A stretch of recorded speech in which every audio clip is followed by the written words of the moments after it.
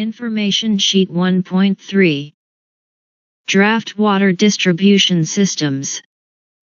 The water line layout. The water distribution system is the network of pipes and fittings for conveying water to the plumbing fixtures, while the system of pipes and fittings for carrying off wastes is referred to as sanitary installation. The building water entrance pipe is connected to the main water main along the street by means of a corporation cock, if the water is supplied by the community. The amount of water passing through the water service is measured by the water meter. If water service is supplied through a deep well, a water meter is not necessary. From this, the water pipes branch out to the fixtures inside the residential unit requiring water.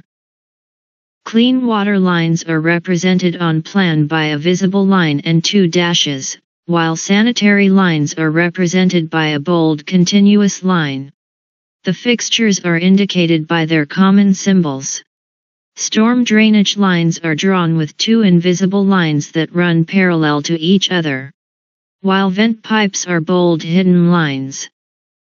To get water to a structure for use by the tenants and to remove sewage and unwanted water is the purpose of a plumbing system. A typical installation of a water distribution using PVC pipes with G.I pipes for in-house is done with PVC pipes adapter fittings.